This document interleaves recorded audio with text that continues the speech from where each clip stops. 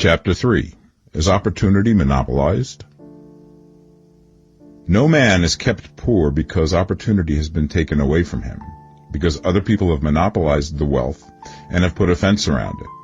You may be shut off from engaging in business in certain lines, but there are other channels open to you. Probably it would be hard for you to get control of any of the great railroad systems. That field is pretty well monopolized, but the electric railway business is still in its infancy and offers plenty of scope for enterprise, and it will be but a very few years until traffic and transportation through the air will become a great industry, and in all its branches will give employment to hundreds of thousands and perhaps to millions of people. Why not turn your attention to the development of aerial transportation instead of competing with J.J. Hill and others for a chance in the steam railway world? It is quite true that if you are a working man in the employ of the Steel Trust, you have very little chance of becoming the owner of the plant in which you work. But it is also true that if you will commence to act in a certain way, you can soon leave the employ of the Steel Trust. You can buy a farm from 10 to 40 acres and engage in business as a producer of foodstuffs. There is great opportunity at this time for men who will live upon small tracts of land and cultivate the same intensively. Such men will certainly get rich. You may say that it is impossible for you to get the land, but I'm going to prove to you that it is not impossible, and that you can certainly get a farm if you will go to work in a certain way. At different periods, the tide of opportunity sets in different directions, according to the needs of the whole, and the particular stage of social evolution which has been reached.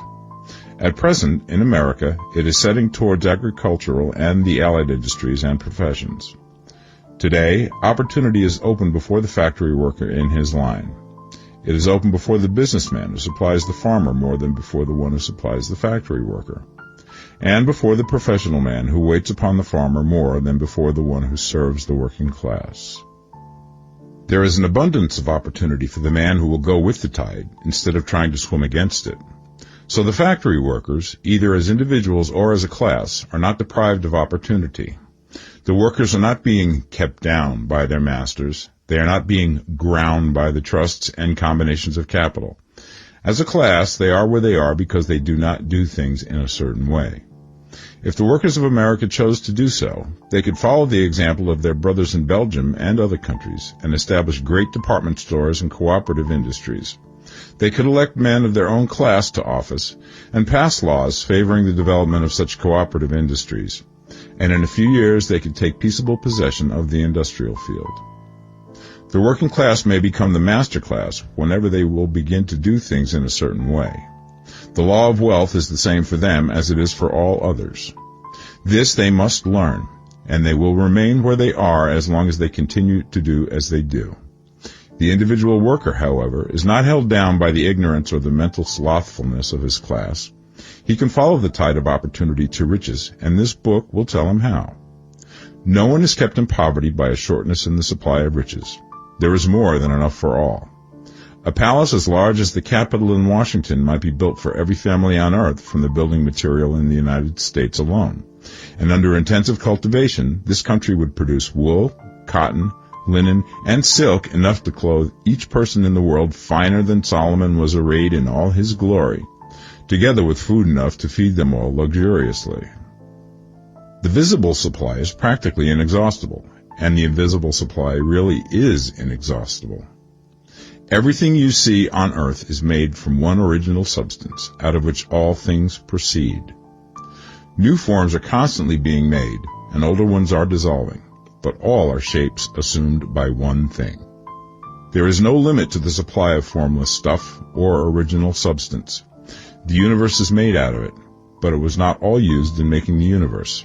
The spaces in, through, and between the forms of the visible universe are permeated and filled with the original substance, with the formless stuff, with the raw material of all things. 10,000 times as much has been made might still be made, and even then we should not have exhausted the supply of universal raw material. No man, therefore, is poor because nature is poor, or because there is not enough to go around. Nature is an inexhaustible storehouse of riches. The supply will never run short. Original substance is alive with creative energy and is constantly producing more forms. When the supply of building material is exhausted, more will be produced. When the soil is exhausted so that foodstuffs and materials for clothing will no longer grow upon it, it will be renewed or more soil will be made. When all the gold and silver has been dug from the earth, if man is still in such a stage of social development that he needs gold and silver, more will be produced from the formless. The formless stuff responds to the needs of man. It will not let him be without any good thing. This is true of man collectively. The race as a whole is always abundantly rich, and if individuals are poor, it is because they do not follow the certain way of doing things which makes the individual man rich. The formless stuff is intelligent. It is stuff which thinks. It is alive and is always impelled towards more life. It is the natural and inherent impulsive life to seek to live more.